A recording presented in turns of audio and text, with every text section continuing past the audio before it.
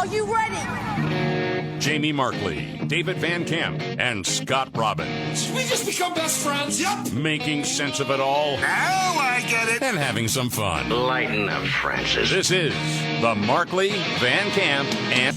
The Supreme Court has rejected affirmative action in this ruling on universities. Unbelievable. Yes, landmark ruling.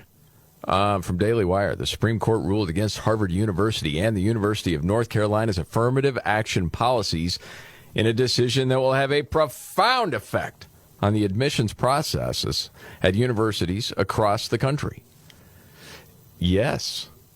If you remember, Students for Fair Admissions, a student activist group, brought cases against both Harvard and the University of North Carolina, initially in 2014. Which violated part of the Civil Rights Act, which prohibits discrimination on the basis of race, color, or national origin in any program or activity that receives federal funds or other federal financial assistance. And what they were saying was, hey, the school's practices, in Harvard's case, is penalizing Asian American students, and that they failed to employ race-neutral practices. As we talked about this case several different times, I mean, they didn't say it in these terms, but to me, it's, hey, we got a lot of you Asian Americans. You're really smart, and that's good for you, but we can't have any more of you. Right. Yeah. We got to diversify. Well, it was not based on merit anymore. Exactly. No. Yeah. It was based on race. On the color of your skin and your race. Yeah. And that's not the United States. No. So I think there were a lot of people today that were really happy to see this. Well, yeah, I mean, we've been talking about this forever. The best and the brightest move to the head of the class, particularly when you're talking about Ivy League schools. And if you want to be that person, then you have to excel like that person. Absolutely. Now, the majority opinion, as I read it, though, it said nothing in this opinion should be construed as prohibiting universities from considering an applicant's discussion of how race affected his or her life, be it through discrimination, inspiration, or otherwise. In other words, feel free to talk about it. You know, if they look at you from that objective standpoint and say, well, this person can contribute a lot to the school, it's not rubber stamped based on race, it's rubber stamped based on you. Yeah, the way I understood it was, if you can sort of convince people, hey, listen, I was discriminated against, this is how, and you build that case, then the university has the freedom to say, okay, we want you here, that sort of thing. But they can't just look at your picture and go, yes, you move up. Yes. Right. No. Agreed. So, like you said, it was 6-3. Justice Ketanji Brown Jackson, a Harvard graduate and former Harvard board member, recused herself from the Harvard case. Yeah. Which I'm hoping now Joe Biden remembers her name. That would be good. Ketanji, well, you saw her. Yeah, we saw her. You just sometimes can't remember I know. names. But more on that a little bit later. If you want to get into Biden right now, we can. He did speak yesterday about Bidenomics. It's working. Really? We're going to call it Bidenomics. I think that's the new term. No, it is. Yes, the marketing department said yes.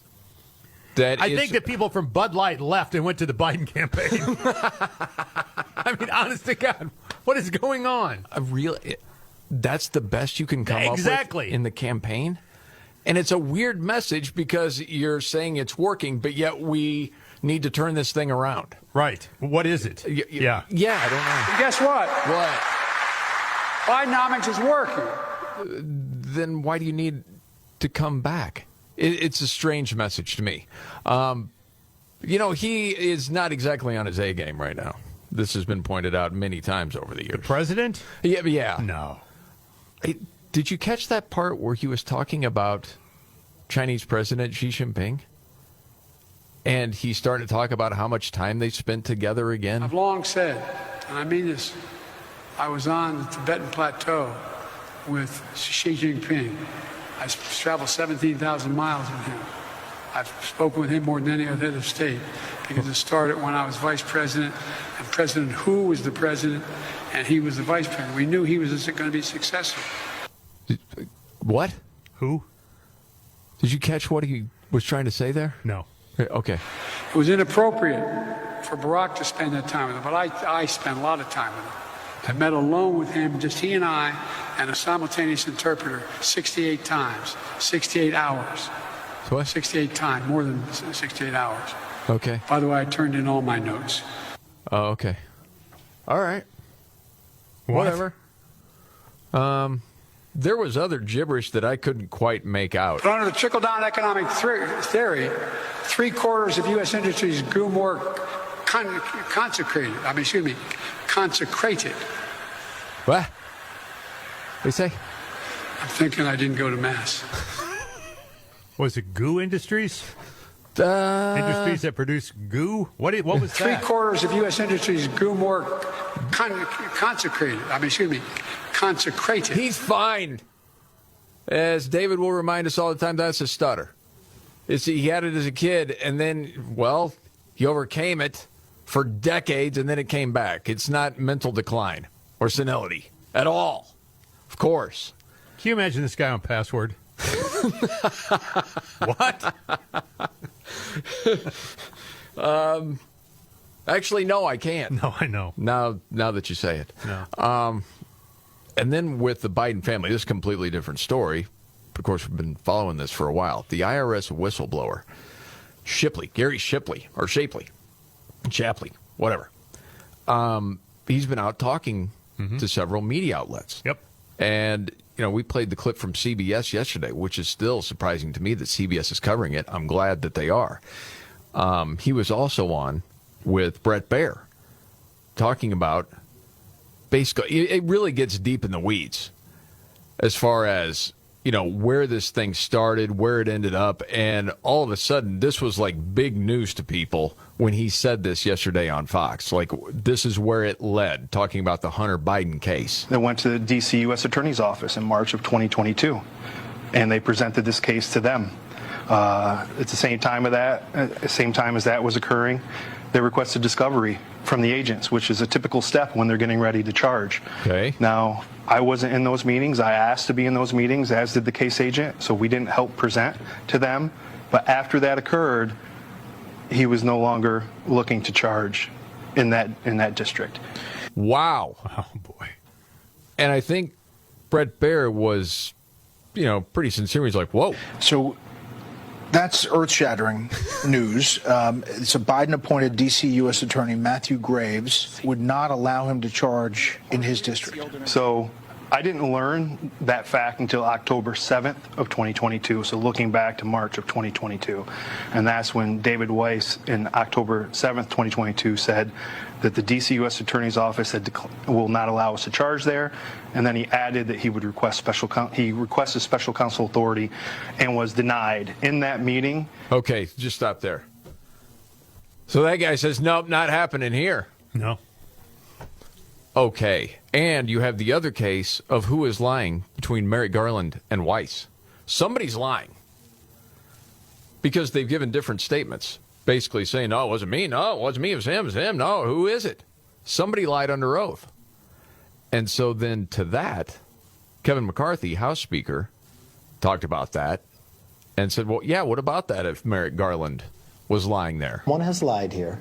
If we find that Garland has lied to Congress, we will start impeachment inquiry. But you have to understand what we found out. First of all, I've got to thank these three chairmen. What Jim Jordan, what Comer has done, what Jason Smith has done, we wouldn't know any of this if we didn't win the majority. We would not know any of this if we didn't start the weaponization committee that Jim Jordan runs over. There are people now that are lying. And think of what transpired. They let the statute of limitation run out. 6 years. These are the most serious allegations that he would get prosecuted over. But also remember, this is the timeline when his father was serving as vice president. Okay. So where we're at right now, Scott, I'm going to bring out the old lefty term, walls closing in. Do you feel like they are on Biden and the whole family, or do you think this is somehow going to get swept under the rug somehow, some way? Well, I'm probably the biggest cynic on the planet.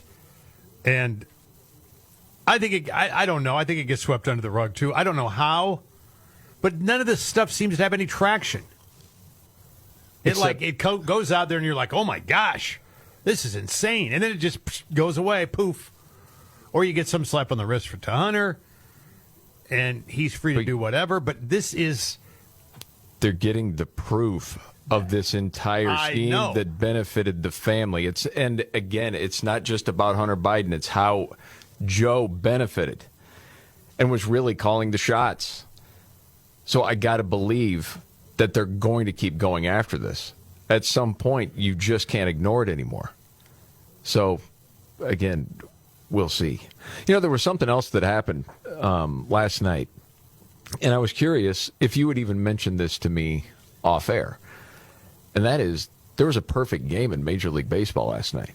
How about that, huh? The 24th in the history of. Well, if you're new to the show, I can just clue you in. David Van Camp will often tell Scott that Major League Baseball hates you, and you're a huge baseball fan. For some of the things Major League Baseball has done. Yes. And just their stance on things, they don't like your view of life, basically. No. But you're still into it, and you saw this, and you were... Grounded to third. Donaldson has it. There it is. Perfection for Domingo Germán. Domingo Germán has thrown the 24th perfect game in baseball history. So it's still a big deal to you. I can tell you I did not have Domingo Germán on my perfect game scorecard. No. Domingo Germán's a nice pitcher. But gee whiz, man, a perfect game? Please. I'm guessing he's not on your fantasy. No, I wish. Okay, all right. I figured you were still into it. But like two of my hitters went over to help out. Did you know why? Major League Baseball hates you. I know. Yeah. They hate God and they hate you. Yeah, I know. Well, there's a landmark study on trans individuals. This is really interesting. We'll get to that and much more coming up right here. All right. The Markley, Van Camp, and Robbins Show. Jamie Markley, David Van Camp, Scott Robbins. Scott, it's Pride Month. What? Yeah. This month? Yeah. Yeah, another day left tomorrow. I'm glad I realize now there's only one day left. You said every day, all right, enough. I know. Been saying this. I know, it's everywhere. A lot of the offense people have taken is on the T issue, the trans ideology. Yeah, I would agree with that. I mean, even the gays against groomers thing. That seems to be a line in the sand for a lot of people. They drew the line and went, wait a minute, no. We're not down with this. Yeah. Yeah. Well, there is a landmark study out of Denmark now. Just happened to see this from Daily Wire. That found that suicide rates and psychiatric conditions are much higher among trans-identifying people. I don't think that's a landmark study. That's been true for a long time. Trans-identifying people in Denmark had a suicide death rate 3.5 times higher and a suicide attempt rate 7.5, even more than that, times higher than people who did not identify as transgender. So it also goes on to say that trans-identifying people also tended to die younger overall, whether by suicide or something else. Now, gender ideology activists in the United States will argue that trans-identifying people, especially youth, are at a higher risk of suicide if they are denied drastic medical interventions. Well, that's been the totality of the argument. Yes, we got to have this for kids. If you don't do this, then yes. If you don't do A, B will happen. Yes. Right. Puberty blockers. Yes. Genital mutilation, whatever. If you don't do this, kid's going to die. Right. That sort of thing. And it's going to be on your head. Yes. But Denmark, as it says in the story, is famously progressive on the transgender issue and rates one of the most LGBT-friendly countries in the world. Yeah. Way more so than the United States. In 1989, Denmark became the first country in the world to legalize or legally recognize same-sex partnerships. And they have allowed people to undergo sex change operations and receive hormone therapy since at least the early 1950s. I didn't know that. Oh, no, I wasn't aware of that either. All the way back to the 50s. I know they're pretty liberal, yeah. Yeah, that I knew. Yeah. But not that stat. Since 2014, Danish people 18 and older can legally change their gender simply by stating they want to do so. So you would think that's sort of accepting, okay, the suicide rates would sort of level out. It doesn't appear to be so. We've seen that in other studies too, but this is the latest. And when you have a country that progressive, I mean, what does that tell you? Mm-hmm. And again, it's not to hate on anybody, because we've said many times, anybody that has any type of, dysphoria, you feel terrible for. You wouldn't wish it on anyone. No. But it used to be treated a whole lot differently. Think about any other dysphoria and how it's treated, as opposed to now gender dysphoria in the United States and other countries. Well, any other type of mental illness, if that's what you want to call it, you don't feed the problem. You help solve the problem. Right, this is playing I'm a kleptomaniac. Well, then you're allowed to steal. Well, no. Exactly. I mean, it's just mental illnesses are treated differently, granted, but most mental illnesses are to stem the tide of the illness, or at least help out in dealing with said illness. Agreed. Not acquiescing to the whims of the illness. Yes. Okay, thank you. Okay. I thought you were going to actually mention me there for a second. No. Well, you do pretty well medically through your mental illnesses. That's all right. It's the ADHD thing, and I don't even know if I believe it, but that's the diagnosis. That's what you got, yeah. And you haven't been one to try to talk me out of it. No, you haven't. You're riddled with it. No, because if I do, then you won't stop taking the medication. Then I got to deal with the consequences of that. And I don't. What are the consequences? Squirrel!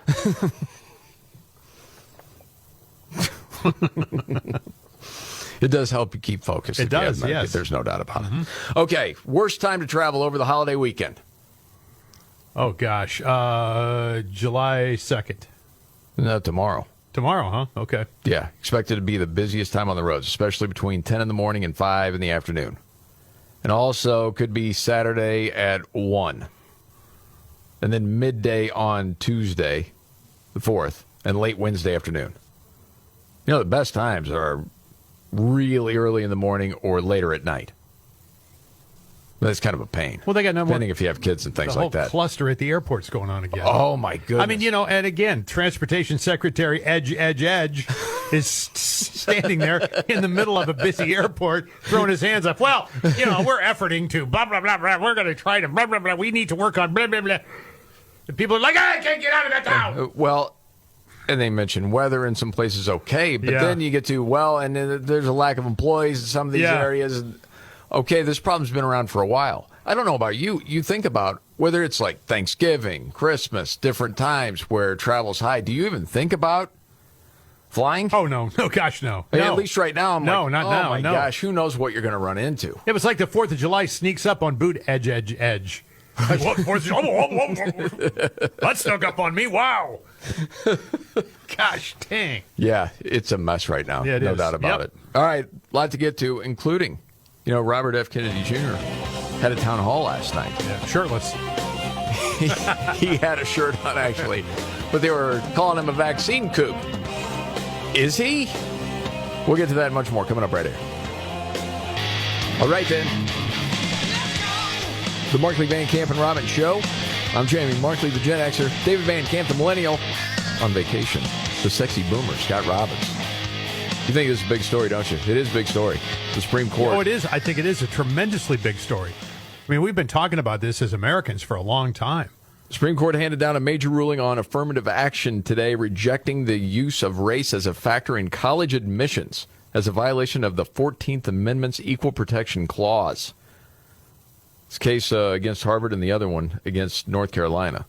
The one at Harvard alleged the school's practices penalized Asian American students. And it does. I mean, if you look, and I saw this little chart, if Harvard admitted only from the top 10% of its applicants, in other words, the best 10%, Asian share of admissions would rise from 24% to 51.7%.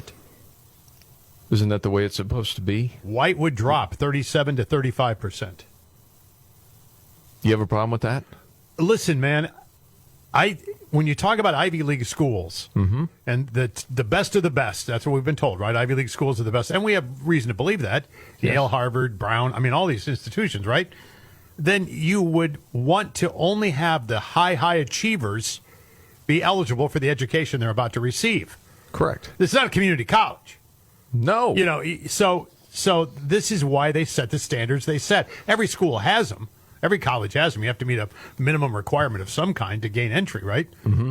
But in this case, it is the best of the best, and they weren't doing that. So you just mentioned the percentage of whites would drop. Drop, yes, 2%. Are you okay with that? Yeah, I'm okay with that. I'm fine with that. But all your other beliefs as a conservative are based in white supremacy. Yeah, I know. But that's what you scream, by the way, when things don't go your way. You just scream white supremacy and you're done with it, right?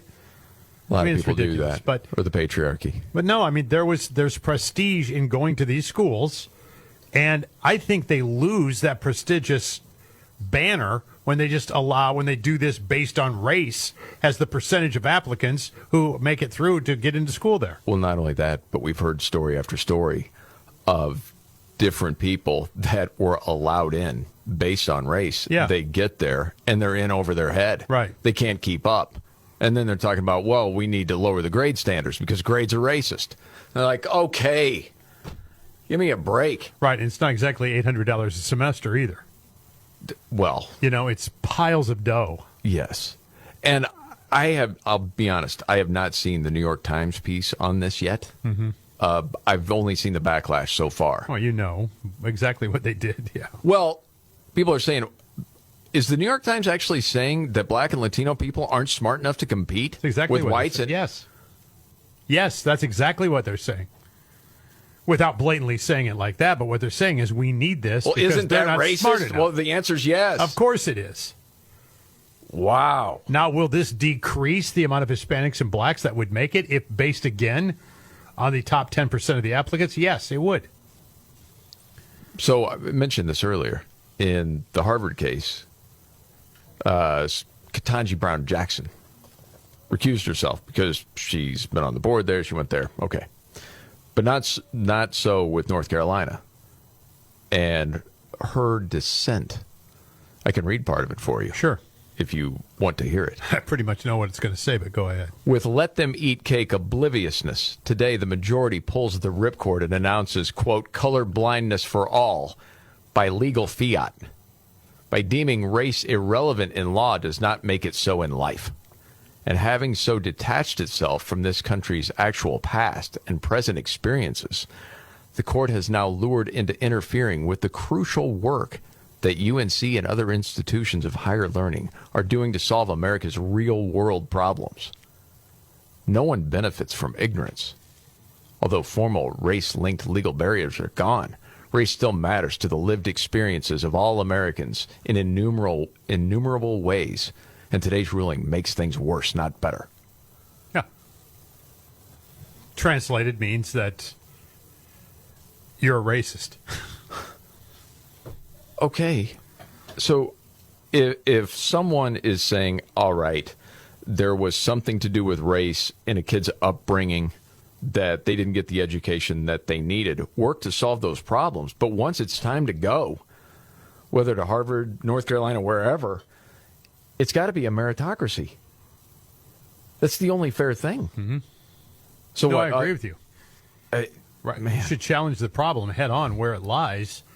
And again, whenever you bring up Asian Americans to that argument that Ketanji Brown Jackson is bringing up, the easiest default now is you just group Asian Americans in with whites. It's all the same. Right. It's just so weak. Mm-hmm. Okay, so that's a big story out there. Last night, there was a town hall on, what's the name of the network? News Nation? Yeah, News Nation. Where Chris Cuomo is and some others. Yeah, that's a nationwide cable news operation. You ever watch it? I have tuned in occasionally. And? Meh. Okay. It's all right. There's nothing fundamentally wrong with it. They've got a lane. I think they try to stay in some sort of middle ground lane. Okay. With Chris Cuomo? Well, again, try is not succeeding. They're just trying. But he had a name recognition. I'm sure that's why they threw him on. Robert F. Kennedy Jr. is doing this town hall. Mm-hmm. Okay. First thing that comes up is his stance on vaccines. Because, well, the left has said for a long time, the guy's an anti-vaxxer. And he tries to say, I'm not. That's not true. So the first question actually is from a doctor. And it's long, but at the end, this is what he says to Robert F. Kennedy Jr. Your vaccine stance is dangerous to the health and well-being of millions. Medical experts are deeply concerned about your message. How can we help you to come to the side of science? How can we help you come to the side of science? Science, right. Okay. What was the question? How can you help me come to my senses? No. Side of science? You are a very smart person. Okay, so, I think... I should ask you this first, Scott. I know his delivery makes you a little nervous. It does. He can't help it. I know he can't help it. He's not doing it on purpose. I'm just saying it's tough to listen to. Do you think he's an anti-vax kook? Did I before, or do I now? Either one. Do I now? No. Did I before? Kind of.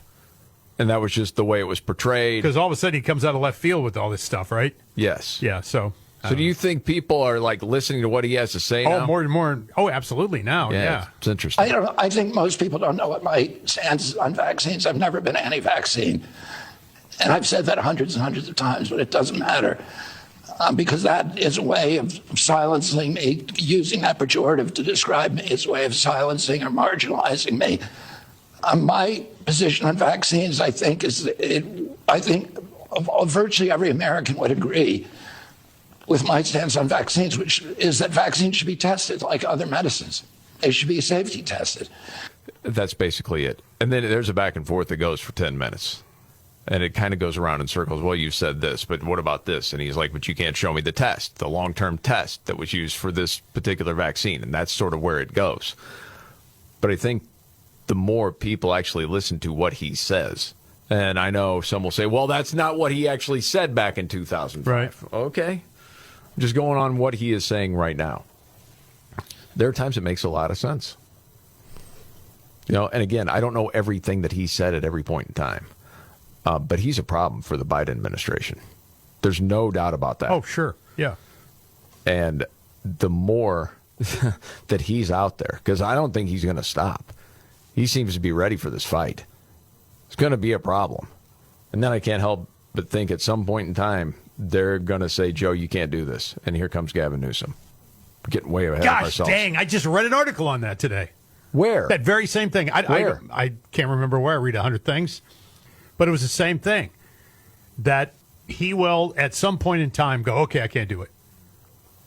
And Newsom is a ground game he's forming right now to swoop in there and take it. Because nobody wants Mamala. Nobody does. That's frightening to people. Her own party doesn't want her.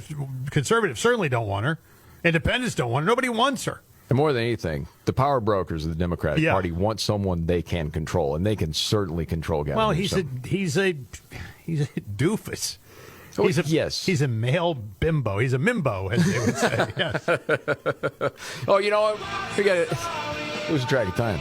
We do this right around this time every day. Talking about maybe not the biggest story out there, but it caught your attention. Today, Scott, what's your story? Oh, there's a Supreme Court ruling that kind of was overshadowed by the one we just talked about. The U.S. Supreme Court has ruled unanimously for a postal worker in Pennsylvania.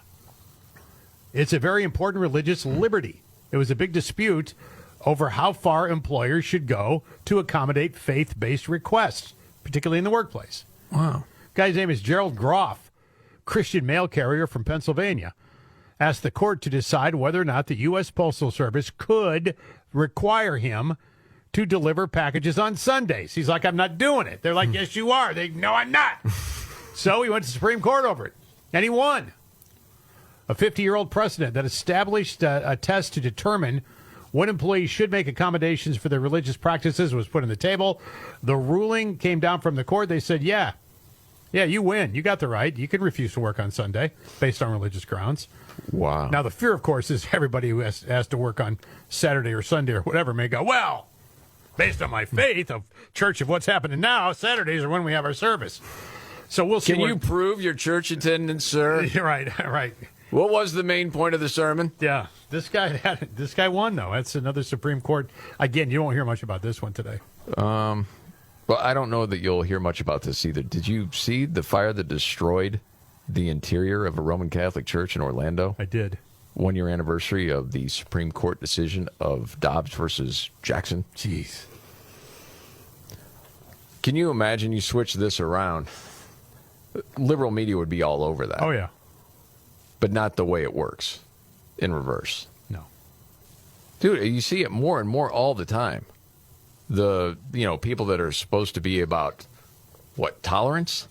Are the most intolerant people that you will find. Mm-hmm. It's proving itself time and time again. Much to get to, including, oh, goodness, some top Russian generals are missing. You don't? All right. The Markley, Van Camp, and Robbins Show. Jamie Markley, David Van Camp, Scott Robbins. David Van Camp on vacation. Man, saw this story. Now, this was something. Russia's been through a lot here in the last week or so. Yeah. 2 of Russia's senior commanders have reportedly disappeared from public view after the Wagner Group's aborted mutiny. Yeah. Wow. So it was a short-lived rebellion. And Prigozhin's group relocated to Belarus. It's going to be a march for justice on Moscow. So the other commander, the chief general of staff, Gerasimov, and heck yeah, I nailed that name, has not appeared in public or on state TV since the aborted mutiny. Something happens to these people in Russia, you start crossing Putin. Well, I mean, that's the thing, right? I mean, it's no big surprise. No, it's not. People that defy Putin go missing all the time. They just misstep their way out of buildings. Yeah. And fall to Weird their how death. that happens. Or just disappear somewhere. Yeah, you just never know. Mm-hmm. Also missing is Deputy Commander General Sergei Surovikin. Nice job. Yeah. I feel like Biden right now. You don't know. Can you imagine him trying to do these names? Oh, no. I want to see it. No. That's why Chi is an easy one. But when you get into the Russian stuff, that's when it gets tough. His nickname, by the way, this general? General Armageddon. God, jeez. Yeah. These guys. It's something, isn't it? Oh, yeah. Yeah, so keeping an eye on all of that. Yeah, it gets deep in the weeds, but it's pretty wild. Biden talking today how he strongly disagrees with the Supreme Court and their ruling on affirmative action. I don't know how you feel about this, but there are people that feel like the president needs to shut up when a Supreme Court decision comes down. The High Court ruled, move on. I don't need your opinion on it. Yeah, I think you would say that both ways. I would say that both ways, yeah. I don't want to hear your opinion, whether right, wrong, or otherwise. The Supreme Court is there, not for the President of the United States to criticize a decision they just made. No, I don't want it from either side, no. And he's saying colleges should consider student adversity. Well, they said they could. Yes, this whole thing, but they especially couldn't with just Harvard, do it based on the picture of the student. That's Right. all they're saying. Gosh dang it. Construct an argument that doesn't exist. I hate that. But again, I mean, what you're looking at is for Asian Americans, we got too many. Okay, you're just too smart. Good for you. But we need some diversity here. Okay? Not so much in athletics. Not when it comes to basketball. No. Some different things like that. We got to field a team now. Okay? Can't have chubby little white guys out there jacking threes. Can't get up and down the court. Can't finish at the hoop. Come on. But when it comes to academics, see, that's different. Mm-hmm.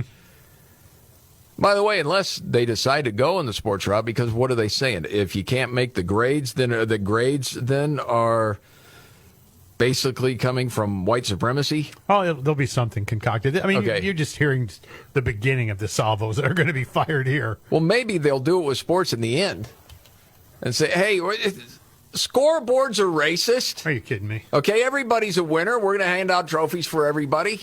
If it weren't for elite sports teams, there'd be no universities. Many would just like dust in the wind, man. Oh, all that That's money. what supplies everything, yes. It's so true. Mm-hmm. Oh, I mentioned a legit flying car. Have you seen the story? There's a company called Aleph, A-L-E-F, Aleph, yes, just got approved for testing by the FAA for the first time ever. It's a flying car, legitimate. It goes up vertically like a helicopter. So if you were like in traffic, you just straight up. That's so awesome. I thought it would scare the crap out of you. No. I like the idea. I would love to be able to do that. The 2024 Jetson. If they don't use the name Jetson, they're making a big mistake. How much do you suppose it would cost? Because they've given what they expect it to be as far as the price. $500,000. $300,000. Okay. Yes. But there have been a lot of people that have put down deposits. You can get in line for $150 or skip the line and join the priority queue for $1,500. Well, the government will get involved with flying car equity. Hang in there. Going to rebate you. does say it's going to be a while before you're going to see them on the roads or above the roads. This is just testing that's been approved so far right now. But yeah, another thing you never thought you'd see in your lifetime. This is the Markley, Van Camp, and Robbins Show. Are you ready? Jamie Markley, David Van Camp, and Scott Robbins. We just become best friends. Yep. Making sense of it all. Now I get it. And having some fun. Lighten up, Francis. This is the Markley, Van Camp, and Robbins Show.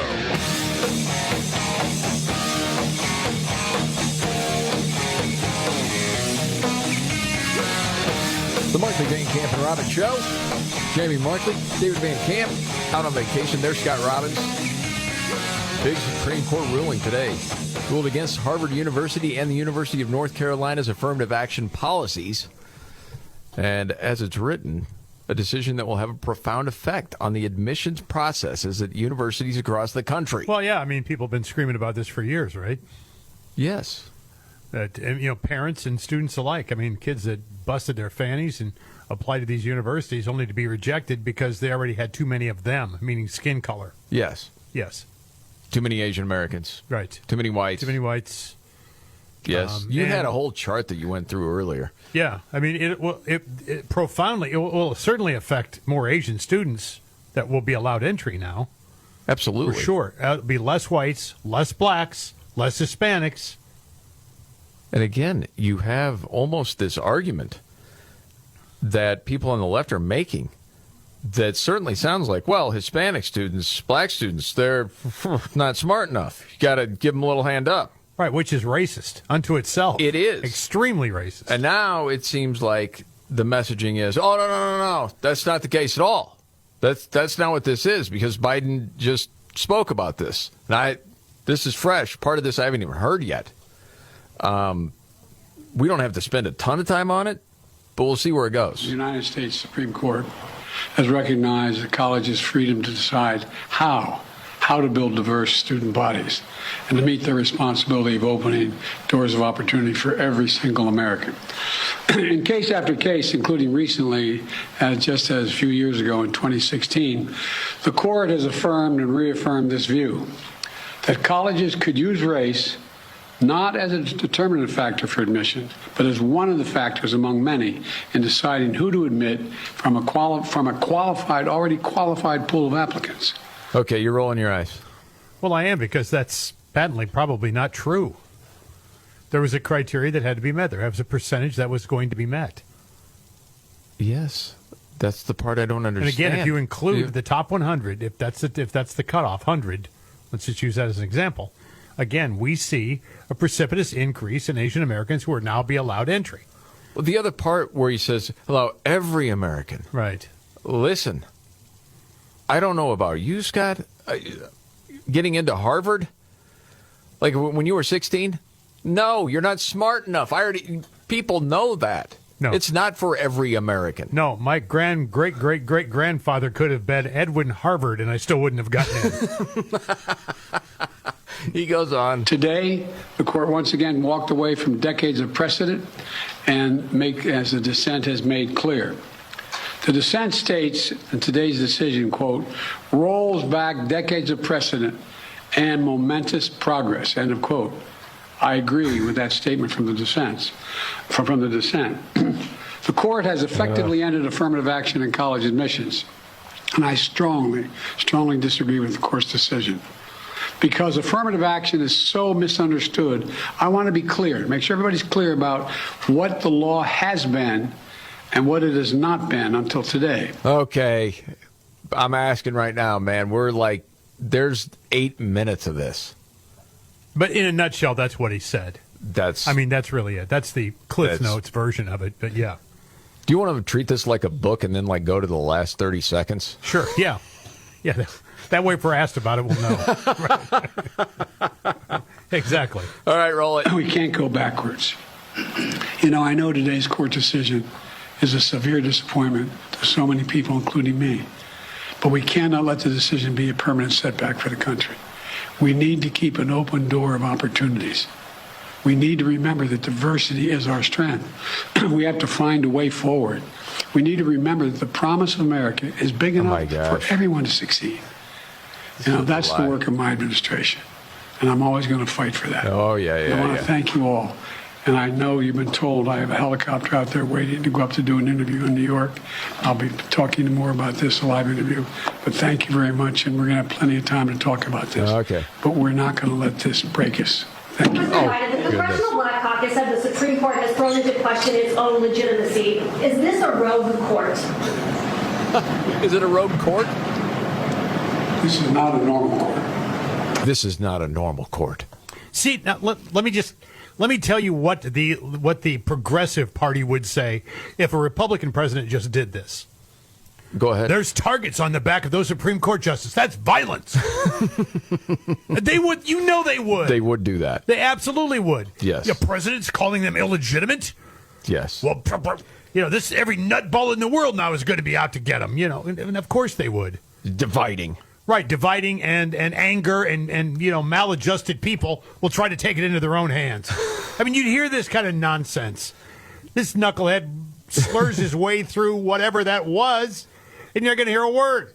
He's basically saying these people don't like you. They're screwing it up. They're illegitimate. Well, it's totally dividing people, saying we wanted you to deserve this, but they say you can't. They took it away, and damn them to hell, all of them.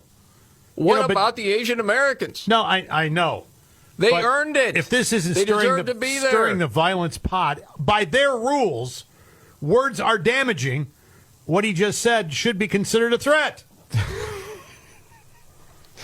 I'm laughing because when you get worked up on this I know, but it just makes me crazy. He can get on there and talk about how illegitimate it is and unfair and how he's going to do everything in his power to eradicate this. And I think to myself, wait a minute. Yeah. Are you advocating violence against the Supreme Court? Because if I was a knucklehead on the progressive side, I'd be going, that's violent. Your words are violent. Yes. We don't get a trophy, and we're sad. No. By the way, you're talking about gibberish. Before we leave this right now, when Biden was explaining the crash on I-95, did you hear this? No. Oh, my goodness, because he was giving a speech yesterday about Bidenomics. Yeah. I'm not making that up. Roll that audio. A guy driving a truck hit he knocked down a whole bridge and the whole block, 4 lanes of the highway. On his A game. Yeah, there's nothing wrong there. You want 4 more years of that, don't you? Yeah. Well, it was weird, too, if you're going back, this was, a few days ago, when he goes out, Pennsylvania, and Fetterman's there. Yeah. And Fetterman is trying to introduce the president. And at the same time, did he sort of call Biden a collapsed bridge? He did? Well, you tell me if he did All or right, not. I haven't heard this. No. Okay, roll that. And now I'm standing next to the president again, next to a collapsed bridge here. And he is here. I think he did. That's probably the most accurate thing Fetterman's ever said. Dude, the struggle of Fetterman. If you want to switch gears, this is a 30-second clip. Okay. It'll make you sad again if you haven't. Have you heard this? No, I don't think so. Oh, my goodness, man. He can't do this job. No. A collapsed bridge here. And he is here to commit to work with the governor and the delegation to make sure that we get this fixed quick, fast as well, too. This is a president that is committed to infrastructure. Yeah, and then on top of that, the dual kind of law of the inflation bill that is going to make sure that there's going to be bridges all across like this, all across America. Okay. It's not funny. And I want you to know, if you're listening right now, the reason I'm laughing is because if you could see Robin's face and the torture that he goes through hearing that, you would be with me in laughing. I'm not laughing at Fetterman. That's just sad, man. It's ridiculous. It's dude, terrible. Yeah. Good golly, man. I mean, that. See, it's your reaction. And I feel almost bad for laughing, but it's your reaction that's killing me here. What was that one part? The dual kind of law. And he's trying to use the word infrastructure, and this comes out 300 different ways. Again, I feel bad for the guy. Yeah. I honestly feel like his wife should be prosecuted for elder abuse or whatever. Something. Some sort of abuse. Yeah, just bad people. They don't care, man. As long as he goes out there and votes the way they want him to vote, the powers that be, they don't care. It's like we're under the impression that as soon as he turns 82, Biden's going to turn things around. He's going to go back in time. He's going to be 30 again. Yeah. Well, I mean, this doesn't get better. The guy checked himself in because of severe depression. Yeah, none of this gets better. Speaking, totally switching gears, did you hear who checked himself into rehab? Pete Davidson. And I think that you have this sort of thought, Scott, that Pete Davidson has this incredible life because it's just, one attractive woman to another. Yeah. Did you know he struggles with borderline personality disorder and PTSD? I did not until I read about it today. Yeah. And then did you feel bad? Yeah, I mean, I guess a little because, he certainly has been able to achieve highly considering. Well, okay. I know people go to counseling sometimes and they'll call it a tune-up. Yeah. Or they don't even call it like marriage counseling. Sometimes it's a tune-up. Mm-hmm. I get that. But I'd never heard like actually checking yourself in somewhere and calling that a tune-up. But that's what a friend of Pete Davidson said. They said like he rehab. needed a mental break. Rehab, that's what they're calling it. Yes.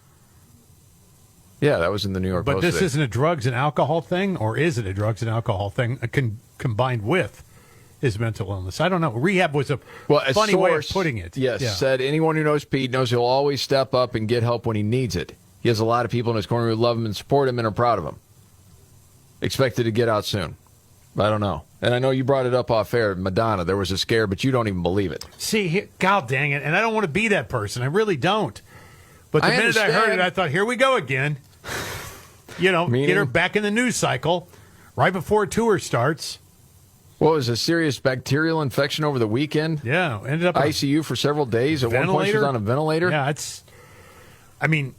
you're thinking, okay, this gets some sort of it'll get PR, play, and then you'll get more ticket sales. Triumphantly come out of the hospital and triumphantly go back on the road and triumphantly sell a boatload of tickets. And listen. You don't want to be that person, but the real deal is this. People like you because you say what they think. But her whole life has been this facade after facade, Yes. I mean, it's none of it. There's no substance to much of any of it. No, I would agree with that. Yeah, we'll see. And she's joining Joe Biden. All right. The Markley, Van Camp, and Robbins Show. I'm Jamie Markley. David Van Camp is out on vacation. There's Scott Robbins. Travel issues all over the place. Not only is it severe weather, there's grounded planes, which is really, really bad in the airports. Yeah, I saw Buttigieg this morning, some airport somewhere, yammering about, we've got work to do. We've got to get on the pilot situation. We're not done. Our job is just not completed yet, and we're still working feverishly every day and night. It's like the talking points, right? Oh, over and over and over again. No specifics. No job's ever done. No job. Hey, look, we completed a job. It never is. Right. It's always loose ends, and we're diligently working, feverishly working, tirelessly working. Well, one of the issues, even CNN reported it, staffing shortages. Right. At the different airlines. And the FAA's air traffic control operations. Okay, she brought up before, it's not like the 4th of July just snuck up on you. Yeah, like Pete went, oh, crap, it's 4th of July's coming up. No, he didn't. That's not what happened. No, and plus the fact, a lot of this was falling on your own swords. You were firing people because they didn't get vaccinated. Okay. A lot of people never came back. All right. I don't know if you want to play along with this or not. I'll tell you what I'd like. I'd like to read this paragraph from the CNN story. And what I'd like you to do, as soon as wherever your thoughts go, just say it. Okay, all right. Go ahead. Because I think you're going to say what a lot of people are thinking. I'm ready. All right. U.S. air travel system is able to recover quickly from widespread weather problems because it doesn't have the bodies to deal with the disruptions. Despite $54 billion of taxpayer... Okay, ad came up. Funds funneled into airlines to keep them alive during the pandemic. Most airlines greatly reduced staff during the first year of the pandemic when air travel and fares plunged. Well, yeah, of course. You couldn't go anywhere. And then, of course, you let those people go. And guess what? Those people didn't come back. They found other things to do. And if they did come back, they had to be vaccinated. Oh. Right? Remember that? Yes. You couldn't fly a plane without you must be vaccinated. You can't work at the airport unless you're vaccinated. I mean, this is all ridiculous stuff. Yes. And what these people did was they went out and found other things to do. They're like, screw you, I'm not going back. When all of a sudden did we have a pilot shortage? It was right after that. Exactly. A lot of people were bringing up. Yeah. Well, you mandated the vaccine. Yes. And now you don't have enough people to fill the jobs. They said they were not allowed to involuntarily lay off staff, but they did offer buyouts and early retirement packages. Many also permanently grounded older, less efficient aircraft. Rehiring staff has taken longer than planned. Yeah. Interesting, they didn't mention anything about the required vaccination status. No, of course not. As being a reason that this is happening. Yes. But, Buttigieg says, we're investing millions of dollars into the system to make sure these types of things don't, and then they just keep happening over and over again. I mean, you could just about predict it, right? You could. I mean, the 4th of July, what a screw-up. Not surprised. Name one thing this transportation secretary has got right. I can't do it. There isn't be any. honest. No, there aren't any. None of No, it. but dude, he wasn't qualified for the job. Well, of course not. But he's really exposed. I mean, a lot of times you can snooze your way through the transportation secretary gig. Mm-hmm. There's no crisis anywhere, and you can kind of just slide through it and get your 4 years in and then give speeches the rest of your life. But there's been plenty. There's been tons. On a lighter note, but something that's gotten a lot of attention. Who would win a fight between Elon Musk and Mark Zuckerberg? Because they're talking about doing this, and Elon Musk's dad said it's a no-win for Elon. Because if he wins, people would say he's a bully. And if he loses, I agree. It's incredibly humiliating. And I think he might lose because isn't Zuckerberg some sort of martial artist of some kind? Yes, he's been into it, man. Yeah. I remember Joe Rogan talking about it. We mentioned this yesterday, that he says, the guy's pretty good. And I don't think it would end well. So Americans were polled on this. Who would win? What do you think Americans said? Elon Musk. Yes, 28% to 16%. 17% said even odds. 39% aren't sure. My question to you, how much money would you pay to watch it? None, zero. To watch Elon Musk and Mark Zuckerberg? I'm not going to watch 20? No. Oh, I would. Well, Easy. you pay the 20, bring everybody over. This is the Markley, Van Camp, and Robbins Show. All right, Scott. David, being the former news guy, I'm asking you, biggest story of the day. Well, I think it's got to be this Supreme Court decision on affirmative action. I agree. And that's a huge story. Yeah, with the colleges, with Harvard and North Carolina. But they're kicking affirmative action to the curb. Which, as you mentioned, and it's true, good news for Asian Americans. Absolutely. That, percentage-wise, was cut down at Harvard. By the way, Harvard's leadership has said, we're going to be able to get beyond this. Oh, they're looking for loopholes now. Yeah. Absolutely. Yeah. That diversity is essential to academic excellence. Question is it? Or does that just sound nice? I don't think it is. Get that news update straight ahead right here. The Markley, Van Camp, and Robbins Show. Thank you so much for being here. I'm Jamie Markley, the Gen Xer. David Van Camp, the Millennial on vacation. The Sexy Boomer, Scott Robbins. Ready to rock and roll. You had mentioned the biggest story today. Probably the Supreme Court ruling on affirmative action. Yeah, the Supreme Court ruled 6-3 today to essentially end affirmative action in college admissions. They said, look, this is based on color of your skin. There should not be an admission. Yeah. You can use other factors to determine whether someone or not should be eligible for where you go to school. Yes. You can incorporate those into the ultimate and final decision, along with GPA and everything else, but you can't do it based solely on the color of their skin. Which is what the whole case was about. That's what it was about. What was happening. And that's what they said. And, of course, the left is out of their minds right now. Their heads are on fire. They're screaming and yelling like they always do. The petulant children throwing a fit. And Biden already spoke. And he's very disappointed. Of course, and he, in my view, has targeted Supreme Court justices for potential harm. And I'm going to stay with that story. Rules. Yeah. If I'm going to play by their rules, that's what I've done, because what he said was violence. Just to hear you say that makes me laugh. It's ridiculous. It is. But, if we're playing by the same rules, he called them, I can't remember the exact wording of what he called them. It's not a normal court. Not a normal court, yeah. What does that mean? Well, the question was, is this court rogue. Or is it legitimate or not? That's essentially what they're asking. He said, no, it wasn't. Yeah. So, hey, I mean, to me, that's violence. Your point being, if Trump did that on a decision he didn't like, Gosh. So he's going to get people killed. We were talking earlier about Ketanji Brown Jackson and what she said in her dissent. Oh. No, you're not going to, get rid of racism. You're ignoring, Right. what everyone, person of color that's gone through in this country, that sort of thing. Yep. Clarence Thomas blasted those arguments, saying that Ketanji Brown Jackson locks blacks into a seemingly perpetual inferior sort of state. Mm-hmm. Such a view is irrational. It is an insult to individual achievement and cancerous to young minds seeking to push through barriers rather than consign themselves to permanent victimhood. Wow. Yeah. Good for Clarence Thomas. Yep. Also said Justice Jackson's race-infused worldview falls flat at each step. Individuals are the sum of their unique experiences, challenges, and accomplishments. What matters is not the barriers they face, but how they choose to confront them. Yes. Isn't that like almost any coach you've ever had? Yes, it is. It's like all these life lessons that you learned growing up or wanted to teach your kids. There's a group of people who wants to throw all those out. Yep. That part is very frustrating. So good for Clarence Thomas. He's getting a lot of retweets today. There's no doubt about that. So keeping an eye on that story. We mentioned that Robert F. Kennedy Jr. last night had a town hall on News Nation. Did he keep his shirt on? That's what I want to know. He did. Okay.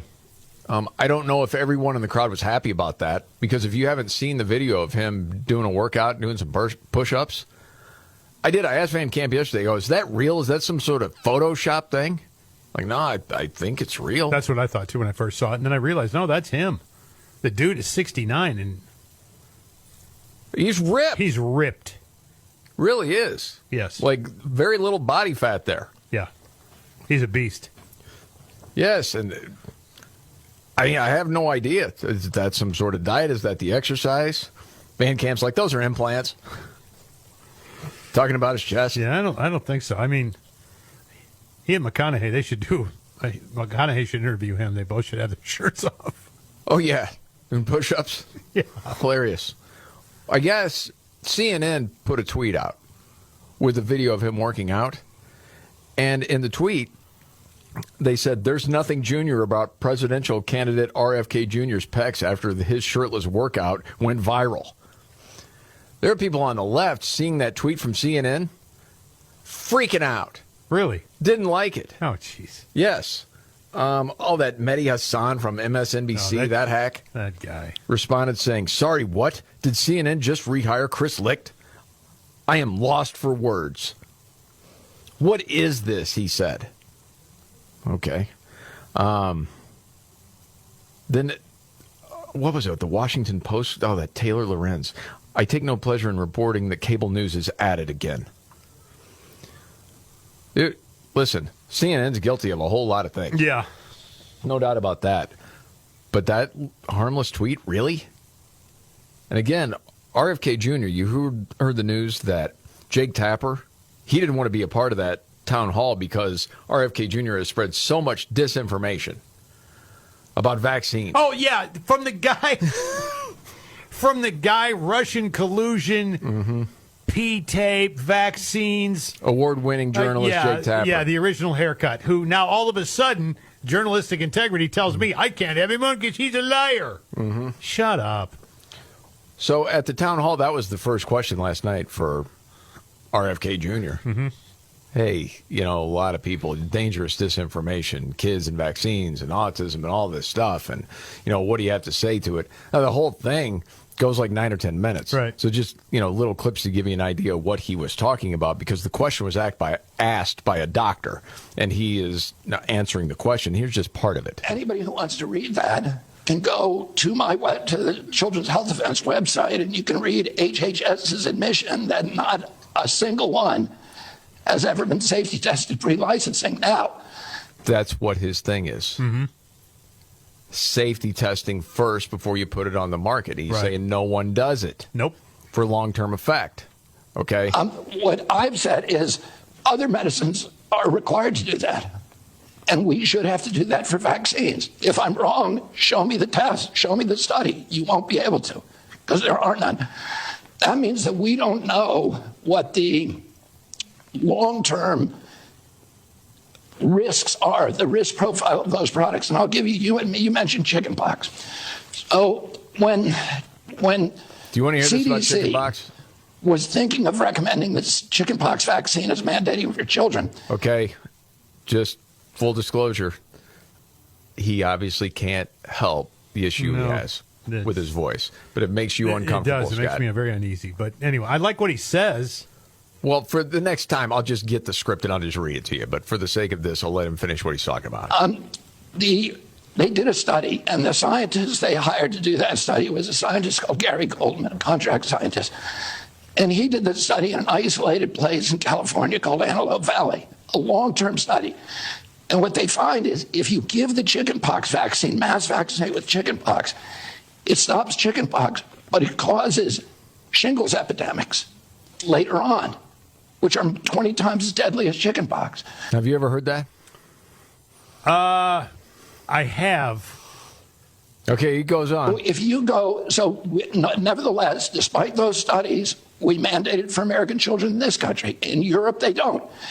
If you go to the British National Health Service website right now, you can read on that where they say, we do not recommend chickenpox vaccines because it causes shingles epidemics later on, and that's the problem. So when I listen to this guy, and I think like a lot of people, you first see headlines. You don't know. It's so deep in the weeds, the information he has. Right. Like, okay, I don't know. A lot of people say, oh, my gosh, this anti-vaccine kook, blah, blah, blah. I have no idea. And then different people are checking out what he has to say. I'd never heard that before, like a lot of people. Mm-hmm. And then you can go check it out, and you find out, well, there's something to what he's saying there. Yeah. But, man, the effort to keep this guy silent is something. Well, there's so... And certainly not give him a platform. So much money in it. So much. Oh, with pharmaceuticals? Oh, my God. Oh, dude, those companies? And when you've got government backing it. Oh, yeah. Okay, if you want, then we'll limit this to like 20 seconds. Okay. Because later on, he talked about that very thing. The same companies that got the FDA to lie to us about the addictiveness, lie to every doctor in this country about the addictiveness of oxycodone and get a whole generation addicted. Those are the same companies that make these, other products.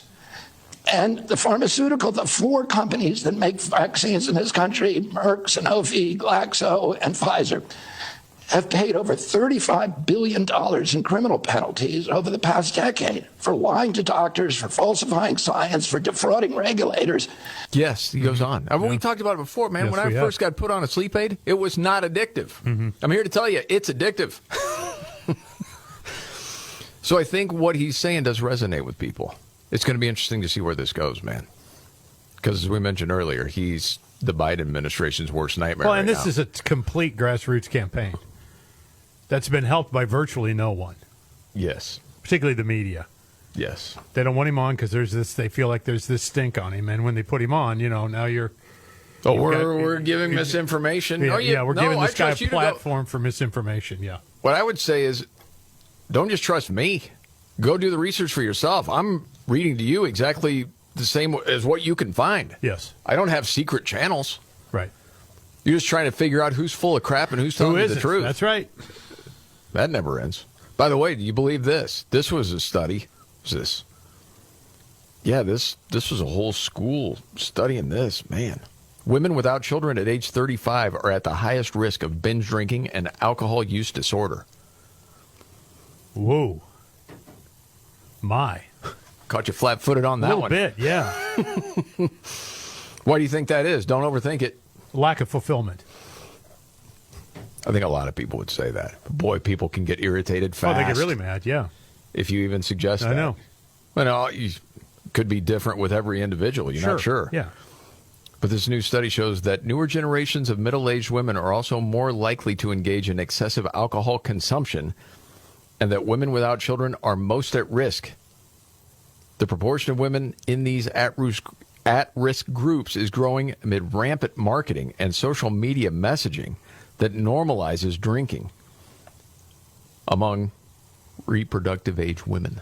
Yeah, because like drinking hard. I mean, you've seen it. I mean, the wine parties, and for some reason, there's not a stigma attached to wine. It's like you can't be addicted to it, kind of thing, right? Like, who doesn't want to relax with a glass of wine? With your friends, and you're out, and you have a bottle, and whatever. Relationship is whatever, so we got a bottle of wine. Yeah, and also you don't have any consequences if you're hammered. You don't have any kids to take care of. Mm-hmm. It doesn't say whether you have a spouse or not. I'm assuming you don't.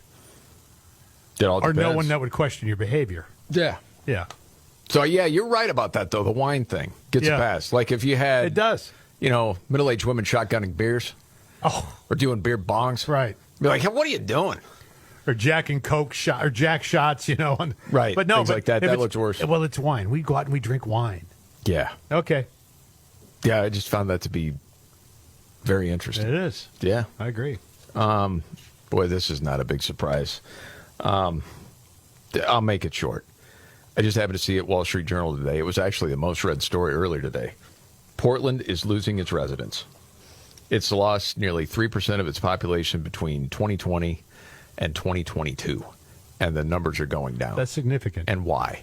Well, you know why. Everyone knows why. Everybody knows why. That's what happens when you don't have law and order. Yeah. And you allow homelessness and criminals to take over a great city. It can happen. You have people that love the city have had to move. And you've seen that in so many other cities run by liberals.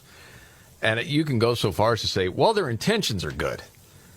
Okay. At some point, though, you got to understand this. These policies don't work. This is what happens. Yeah, which makes me stand on your, do it. It's for the good of, stand on its head, because it isn't really. Long term, it's terrible. Absolutely. You're rewarding bad behavior. And when you reward bad behavior, you end up with the end result is that. Yeah. Exactly. All right, there's much more to get to. By the way, how much trouble is Merrick Garland possibly in? Uh-oh. The Attorney General. We have lost for words, probably. Yeah. We'll get to that and much more coming up right here. Markley, Van Camp, and Robbins Show. Jamie Markley, David Van Camp on vacation. There's Scott Robbins. Okay, you got this IRS whistleblower, and he's talked to CBS, he's talked to Fox, he's talking to a lot of different people, saying, basically the Department of Justice put the word out, we're not going to go really after Hunter Biden, and any roads that lead to Joe Biden, shut them down. Yep. That's pretty much the story. Where does it go from here? Well, I don't think the House Republicans are going to all of a sudden abandon this investigation. They're going to keep going. And one of these guys is lying, and it looks like Merrick Garland, the Attorney General. That's a problem. That's a bad deal. I mean, he has shown who he is. Yeah, There's no doubt about it. Think if this guy would have actually made the Supreme Court. Oh. Wow. Did you hear what Ted Cruz said a couple days ago? About Merrick Garland? Yes. No. Oh, buddy. Every word he said there is a lie, and the self-righteousness with which he says it. Ben, I got to say it's time. It is time. Time for what, Ted? Tell us. The Department of Justice needs to appoint a special counsel. Another one? To investigate Merrick Garland for obstruction of justice and perjury.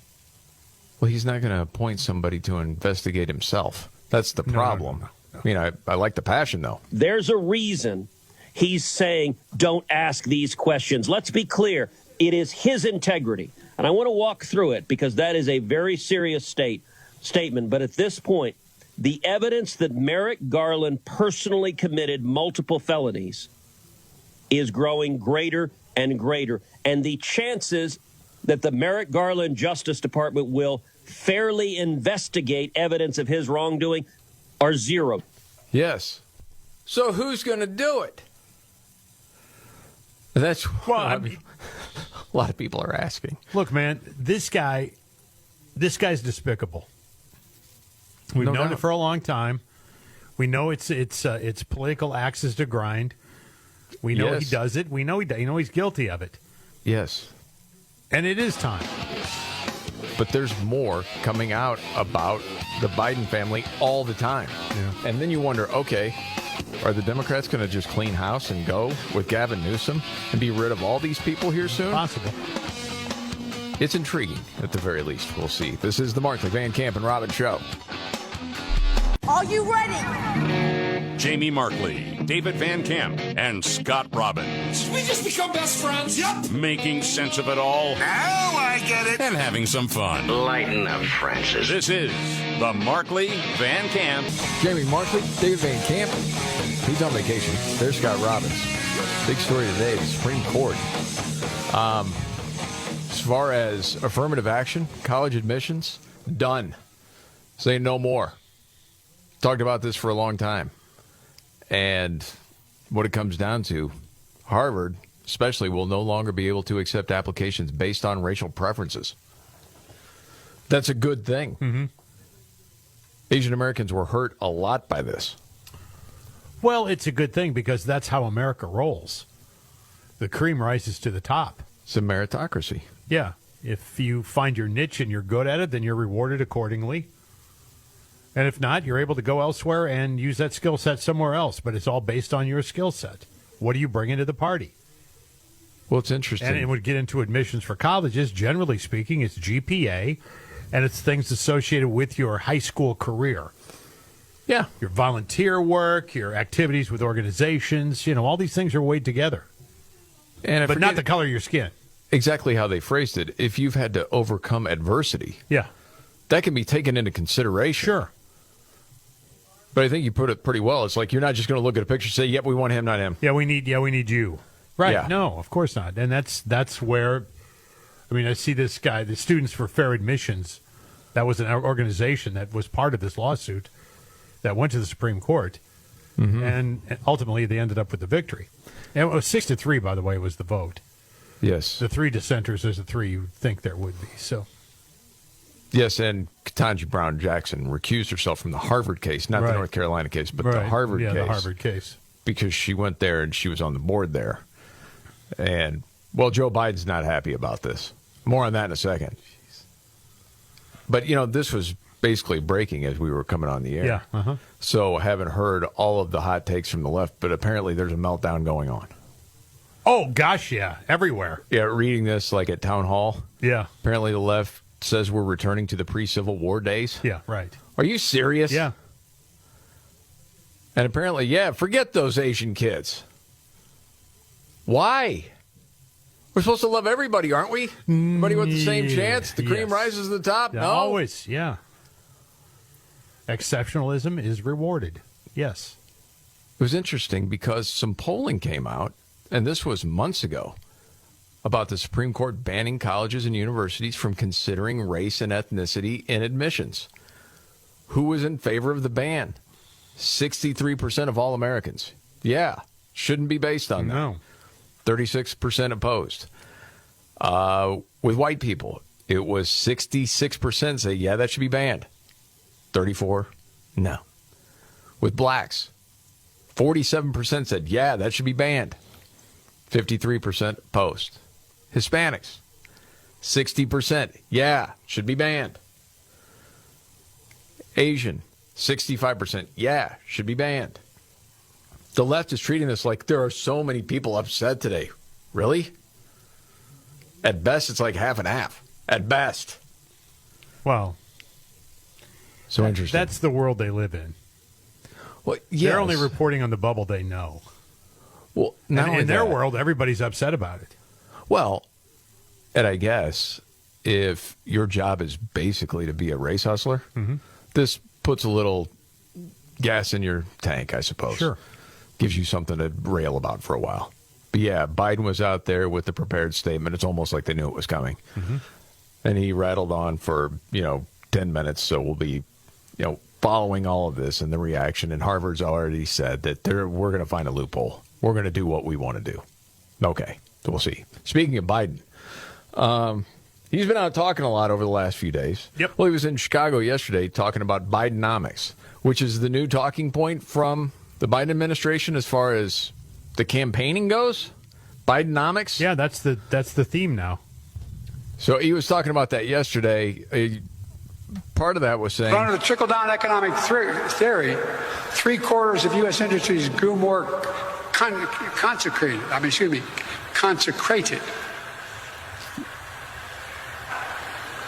Thinking I didn't go to mass. A game. Bringing the A game. He's not going to make it, man. I just can't see it. Can you? Well, no, of course not. No, he's barely functional right now. Barely. It's barely functional. Doesn't it seem like it's getting worse? Well, it's not getting better. Yeah, absolutely. Yeah. I mean, and again, compare and contrast when he was the vice president and gave speeches. And then listen to what we had, the shell of that we have today.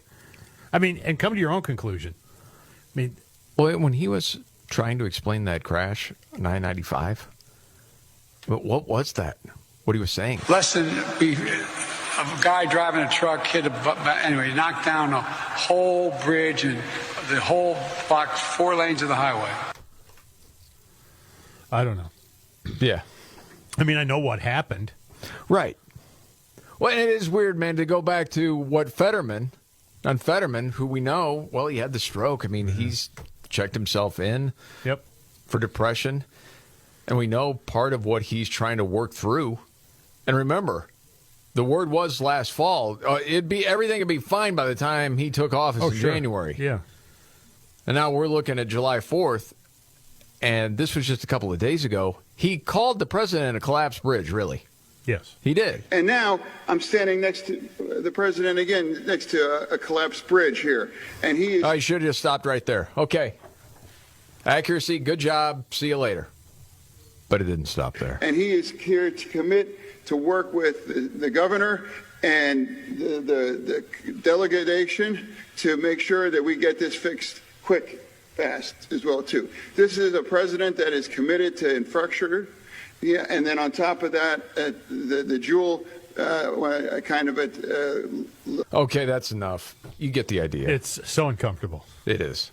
Feels like piling on. All right, move on. Did you see the new information revealed about the Chinese spy balloon that crossed over the United States? Oh, we got new info on that, huh? Mm-hmm. Okay. Wall Street Journal reported on it that multiple federal agencies discovered that the balloon was crammed with commercially available U.S. gear, some of it for sale online, and interspersed with more specialized Chinese sensors and other equipment to collect photos, video, and other information to transmit to China. Spying on you. No big deal. Jeez.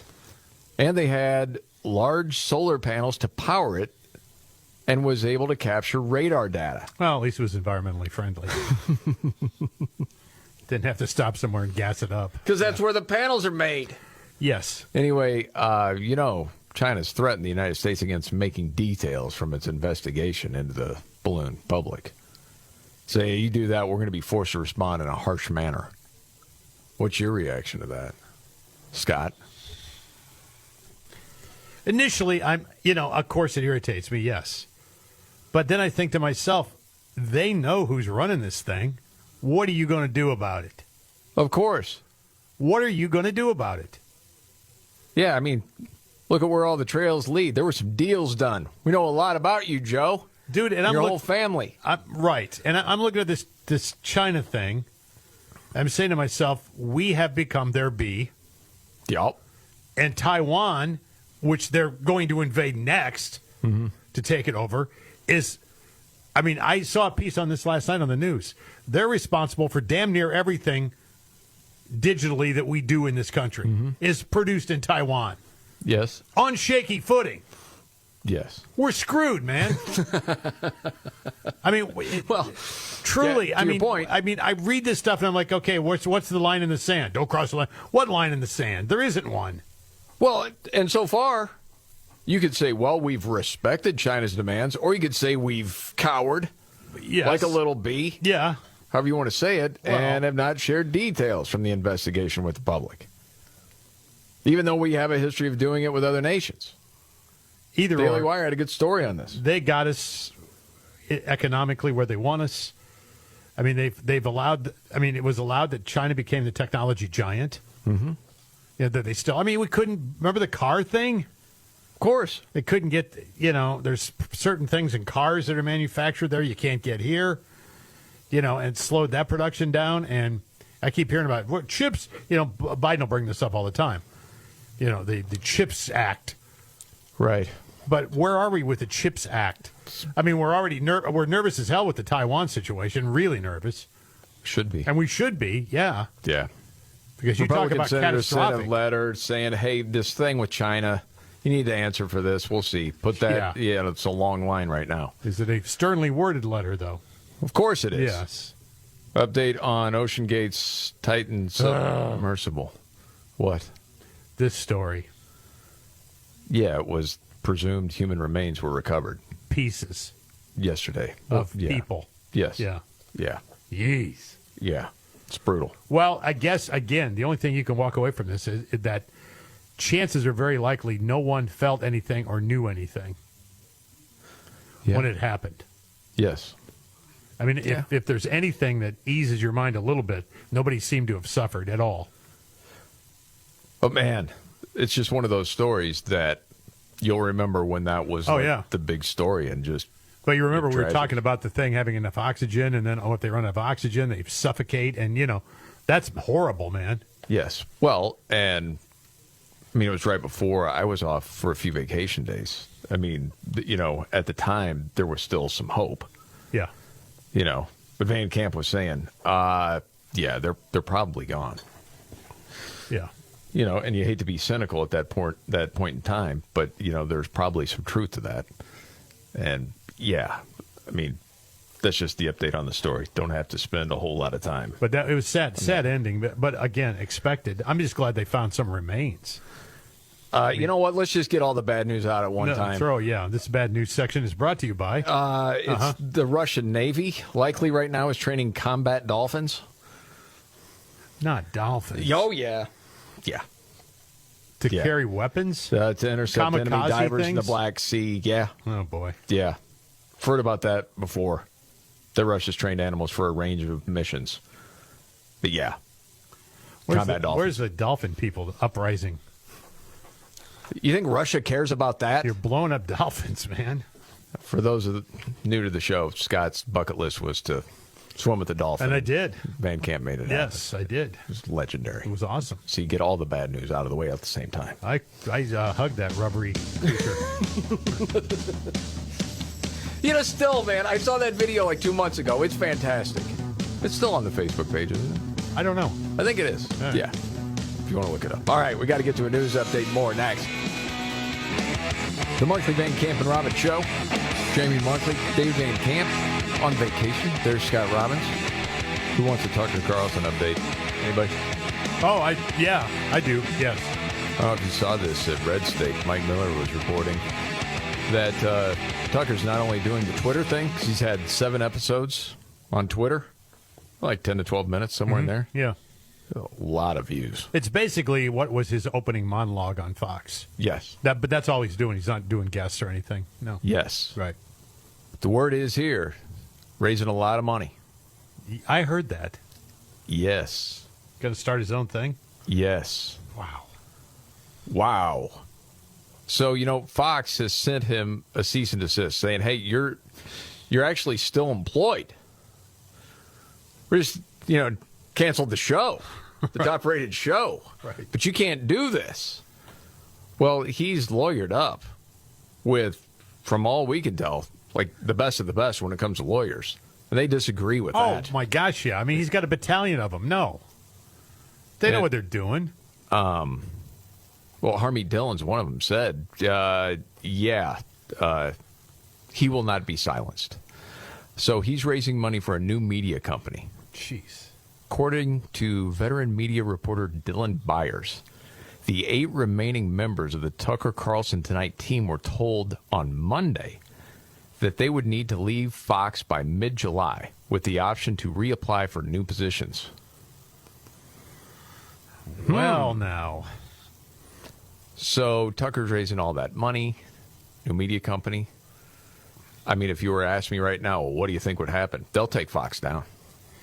You know, the thing is, and again, I don't know how the power levers work in the world of cable TV. Mm-hmm. I mean, it has whether or not they'll carry it on cable systems.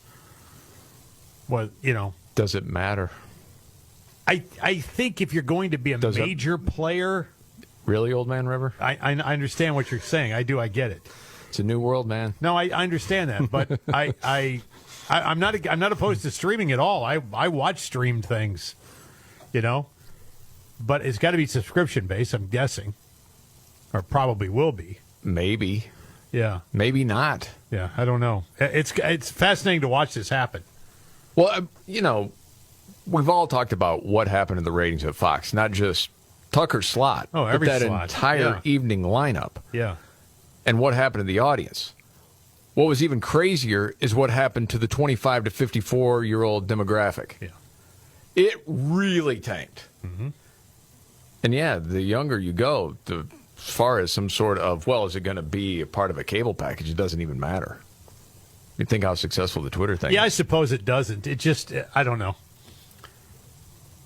Yeah, this will be really fun to watch. See, I am Old Man Rivering it right now. I agree with you. Yeah, it doesn't matter. You changed like that? You changed positions that fast? I know, but when you threw that back at me, I'm sitting here analyzing what I just said, and I'm like, I probably shouldn't have said that, because it does sound like Old Man River, you know? Well, I mean, listen, you've been around for a while. I've been around for a while. I know if David was here, he'd be like, it doesn't matter. I know. And he'd be he right. Wouldn't. No. Yeah, but I mean, there is really something to that. And I mean, yeah, you look at where Fox has been hurt the most, and even 65 plus, it's hurt. They've lost their credibility. It's everywhere. Yeah, people are pissed at them, and they're taking it out on them. Yeah, no doubt about it. Something else, I happen to see a story that this is some sort of new trend, and sometimes you'll hear about it's like a few people, or maybe it really is a trend, that Gen Z has a trend of live quitting on social media, quitting their jobs and broadcasting it. Oh, jeez. Live on social media. Good luck getting the next one. I was going to say, so if you were to give, say, an intern some career advice on that, Scott, what would it be? Don't do it. You're an idiot. Do you want to work in this business or not? Do you want to work in any business or not? It's out there forever. Forever. There you are quitting on your live view. No. Yeah, I agree with you. This is the Markley, Van Camp, and Robbins Show. All right, Scott, biggest story of the day. Well, I mean, in my mind, it's got to be the Supreme Court decision to basically eliminate affirmative action when it comes to college admissions. Yes. I mean, that was a huge ruling. Yeah. And Biden's pissed, really. Oh, of course. You know, and as far as I'm concerned, Joe Biden is inciting violence.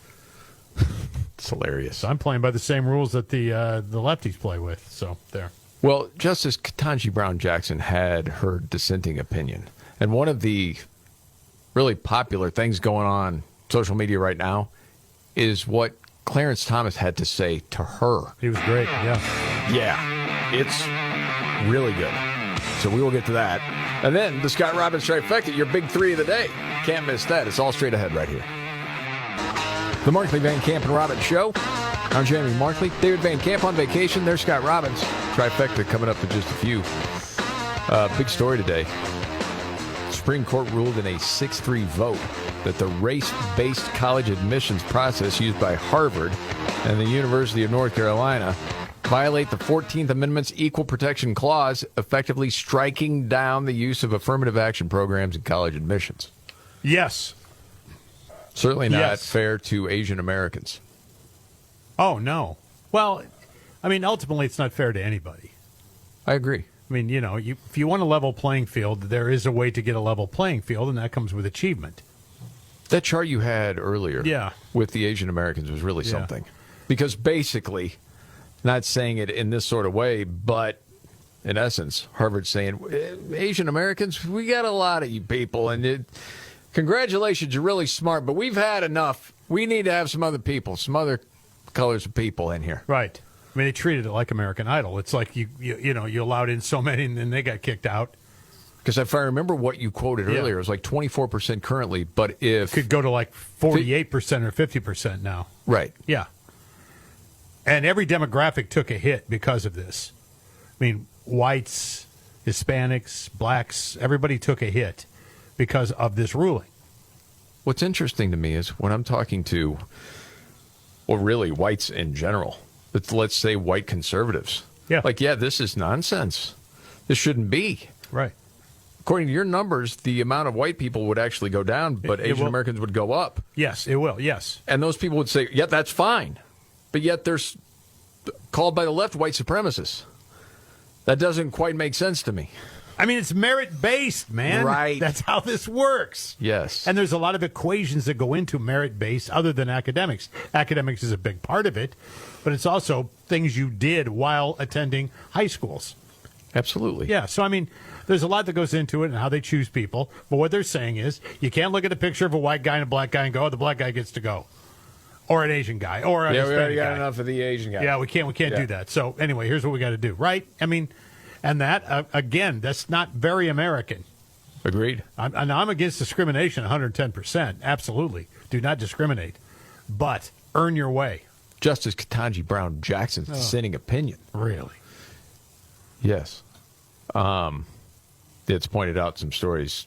Who was nominated by Joe Biden, in part based on a campaign promise to nominate a black woman. That's right. It's exactly what he did. Yeah. Yes.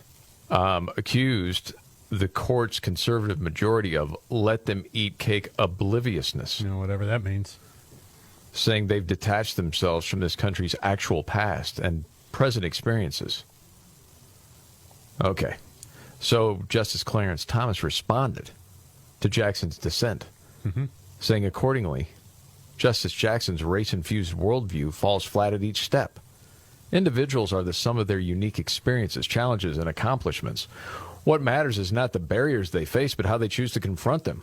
And their race is not to blame for everything, good or bad, that happens in their lives.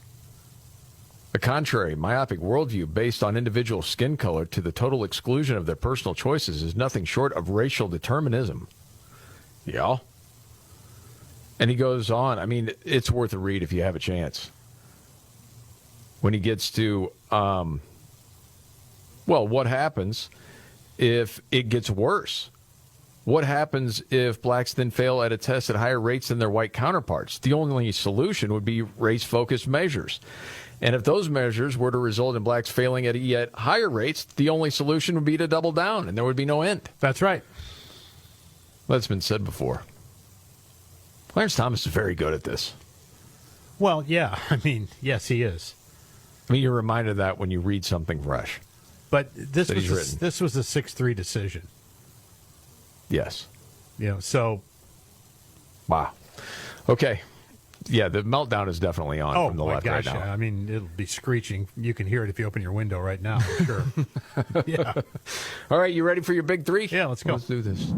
Are you ready? 1, 2, buckle my shoe on. It's the 3 most important news stories of the day. I hit the trifecta. Well, at least according to Scott Robbins. It's the trifecta on the Markley, Van Camp, and Robbins Show. Every day about this time, Scott Robbins trifecta, his top 3 stories of the day, always helped by his hero. I'm Casey Kasem. He always vacations with you, too. I've noticed that. I don't even know where he goes. You. I know, but he's never here when you're gone. So. It's weird. I'm ready. Okay, buddy. Let's go. 3. We learned something about the fall of Harry and Meghan Incorporated. Remember, they got a bunch of money to do this podcast, and they made boatloads of dough, and there was a big marketing campaign behind it, and it's completely stiffed. Yes. And of course, everybody's to blame but them. This month, we learned something else. Meghan didn't even conduct the interviews with the non-famous people for her podcast. Meghan Markle? She yeah. didn't do the interviews? Well, not really. She did conduct some of the interviews for her podcast, it turns out, but only did the famous people, Serena Williams, Mariah Carey, people like that. When it came time to meet the regular people, she never actually talked to them. Allison Yarrow is an expert on trauma of childbirth, was reportedly one such guest who was interviewed by a producer for the show. Meghan dubbed her questions in after the fact. She'd show up. Oh, my goodness. I'll be there for Mariah. I'll be there for Venus Williams, but I'm not going to be there for some person on trauma of childbirth. I don't care about it. And there really lies the hypocrisy, right? She wants to teach the world about kindness, purpose, standing up to injustice, and doesn't want to deal with 99.9% of the people who are actually part of the people she talks about. Holy smokes, man. Yeah, she dubbed it in. It's like that the whole thing. A producer interviews the person, that person leaves, she comes back in, they edit it out, she asks the questions. You know, remember those you used to be able to get those canned interviews in the mail from record companies or whatever? Where radio speak, yes. Right. It's like you're sitting down with Eddie Van Halen, and they give you the questions, and then he has the answer. It's bogus. You never did that, did you? I never did that, no. I was offered that several times, but I'm not going to do it, no. It's ridiculous. It sounds dumb, but I know a lot of guys who have done it. We're going to visit with Travis Tritt this afternoon. Hey, Travis, welcome to my show here in Oklahoma. Thanks for having me. I appreciate it. It's so dumb. Please tell me Casey never did that. Casey never did that. No, he never did that. Okay. All right. That's good. Yeah. Okay. Thank you. Yeah, good. You're welcome, buddy. All right. We're getting closer and closer to number one. Number 2. Governor Tim Walz of Minnesota and his minions have suggested that Minnesota's newfound status as the state that permits abortion right up to and beyond the moment of birth, and as also a trans refuge for sex change operations that otherwise would be illegal, will be a magnet, drawing tourism from all over the country. Wow. And they're promoting it now. Now, that may not sound like a promising strategy here, but they're not kidding. Explore Minnesota is the state's official tourism bureau. Its job is to draw visitors to Minnesota, but how? Well, by bragging about your sex change operations and abortions up to moment of birth. They think that's a big draw. They're using it. For our friends in Minnesota, man. Sorry to hear that. Gosh dang, it's a great state, too. It's a beautiful state. And, you've got this idiot running it. Man. Well, going back for years, we were in Minnesota every summer. Yeah, every summer. So much fun. Absolutely. Beautiful there in the summer. It is. Yeah. Now, on with the countdown. The Scott Robbins trifecta, his top 3 of the day, up to number 1. Hey, have you noticed the straps on Joe Biden's face? Did you see that? Strap marks? You were talking about People this. are like, what is that all about? Well, scoop here. Biden has begun using a CPAP machine, per sources. The device is to treat long-standing sleep apnea. Okay. As Biden departed the White House to one of his other trips, indentations from the CPAP could be seen on his face. And people are like, what the hell is that? What's going on? So they finally asked his people had to tell him it's a CPAP machine. And I thought to myself, you realize that if Trump used a CPAP, the entire legacy media would run for days front page declaring him unhealthy and unfit to serve? Of course they would. Yeah. By the way, how long does that take? For the strap indentations? Yes. I don't know. I've seen them on people. But again, he left at like 9 o'clock in the morning, so I'm sure they didn't rouse him until like 8. Wow, man. They don't have something you could do for that? Just irons it out fast? I don't know. Apparently. But nobody should worry about why the already visibly enfeebled and incoherent president now suddenly needs help breathing in his sleep. Nothing to see here. Let's move on. Dude, if he just woke up, maybe that would help explain some of the speeches when they go south. Under the trickle-down economic theory, 3/4 of U.S. industries grew more consecrated. Yeah, he just rolled out of the rack. Yeah, what do you expect? Look at my marks. Look at my CPAP marks. I haven't even had coffee yet. And there you have it. Yes, the Scott Robbins trifecta, top 3 of the day. Jeez. I did see this. I don't know if you've seen it. It's fast food. They do this every year. What is America's favorite fast food restaurant as far as customer satisfaction? Oh, boy. Chick-fil-A. It is Chick-fil-A again. Yeah. It's always been mine. That's from personal experience. Dad, 9th year in a row. Yeah. They do it right, man. Okay, you know what? We'd usually do a game here. Yeah. The Van Camp were here. He's not. All right? So you got 3 guesses. Okay. All right? Dang. 2 of the 3, let's say, got to be in the top 7. If you can do that, then you can, pretend you're a winner. Are some of these regional, I wouldn't know them? Nope. Okay, Culver's. Culver's. I always had good experience there. Well, I just said there, it's not regional. It'd be more national. Well, isn't Culver's national? I would call it more regional. Okay. All right. I would. So it's not there, in other words. So I just gave you a hint, and you, dude. Well, no, but I thought Culver's was national. I mean, I did. I thought everybody had a Culver's. I don't know. No. I'm wrong. Okay. You got 2 other guesses, man. Well, I don't want to do the obvious ones because it doesn't seem like they would be. Like something's pulling me towards Wendy's, but I'll bet they're not there. Oh, man. See, no, they're not. I knew that. Yep, and the game's over. Dang. What was 2? Jimmy John's. Oh. KFC at 3. KFC? Yeah. Papa John's at 4. Domino's at 5. And then Five Guys, 6. Pizza Hut at 7. Oh, come on.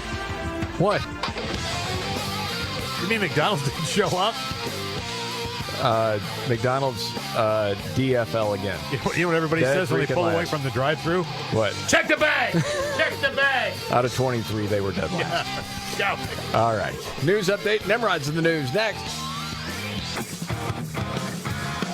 The Markley, Van Camp, and Robbins Show. Jamie Markley, David Van Camp on vacation. There's Scott Robbins. Happen to see this at Daily Wire. Seen it other places, too. James Comer, chairman of the House Oversight Committee. He said foreign payments in part brokered by the Biden family could top $40 million. Oh, daddy. So he's on a radio show in New York talking about the investigation into the Biden family and the overseas business dealings. Okay, and he's saying that the behavior of the Biden family was much more sinister than just inappropriate business dealings by Hunter and James Biden, Joe's brother. Mm-hmm. This is the quote. "It's a huge puzzle. This was organized crime. There's no other way to define it. This was something that's going to top out, I would say, around 30 to 40 different banks and about that many different shell companies. Said they've identified at least 6 suspicious policy decisions that seem to have been influenced by corruption rather than any identifiable and legitimate U.S. interest." Holy moly. Said we have 6 specific policy decisions, 4 of which were made while Joe Biden was president early on, that we can't come to any other conclusion as to why these decisions were made other than the president is compromised. Wow. And a lot of legacy media just turning a blind eye to the entire story. It's wild. It is wild. We've talked about the Supreme Court decision banning race-based admissions. Yes. Colleges. That was the Harvard and North Carolina case. Did you tell me AOC has weighed in? Alexandria Ocasio-Cortez? It's just broke. It just happened, so I don't have the complete story yet. Oh boy, because we're waiting anxiously because we all need to know. It's exactly. It's going to be outstanding. We'll have it tomorrow for sure. Yeah. Nothing but wisdom coming from her. It was so things like that. I know. It's fantastic when she speaks. Sometimes wisdom can come in 5-second increments, I think. I've heard if we want to reduce the number of people in our jails, the answer is to stop building more of them. Mm-hmm. Yeah, of course. People can keep committing crimes, but if there's only so many jails, you can't put anybody else there. Go. Right. Yes. As a woman or any menstruating person in this country. Is that your favorite? That may be the dumbest thing, yeah.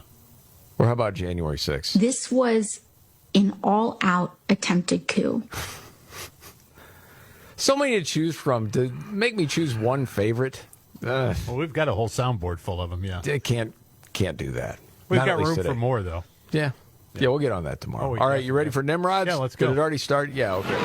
When the going gets tough. Damn it, this is too hard. The dumb get dumber. All right, Dean. It's Nimrods in the News on the Markley, Van Camp, and Robbins Show. I love the poorly educated. All right. Nimrod's in the News. We go to Virginia. Thieves there have been stealing side view mirrors from cars on the street. What? And not the whole mirror with the cover and frame, just the glass itself. Really? Which is being carefully removed from the assembly. Right now, unclear what the motive is. Some people speculate there's a market for them on the black market for car parts. But as the story goes, unlike catalytic converters, mirrors aren't worth that much. And there are different sizes for many makes and models. So the thieves have taken mirrors from both sides. But it does seem they prefer the ones on the driver's side for some reason. Huh. There's no difference, right? Not that I've ever been aware of. The driver's side versus the passenger side. It would be a different shape. Sometimes it could be opposite, depending on the shape of the mirror. Yeah, I suppose. What weird is that? If you're going to steal stuff, make it something cool. There must be some reason for it. Yeah. And then, we're coming up on the 4th of July. It's about that time for some fireworks, explosion injuries. Yeah. We go to Maryland. Investigators are looking into this. Darnestown? A couple people rushed to the hospital. Third person was evaluated after an explosion at a home there. Explosion is said to have been caused by someone either manufacturing or modifying fireworks. These here, they're all right, but I know how to soup them up. See, to get them to be really impressive. It's like 5 o'clock in the afternoon, firefighters called to this home. Check this. Firefighters noticed smoke coming from the home and garage. They also found damage as a result of an explosion. It was enough to condemn the home. Wow. Windows blown out, even cars in the driveway damaged. And that's Nimrod's in the news.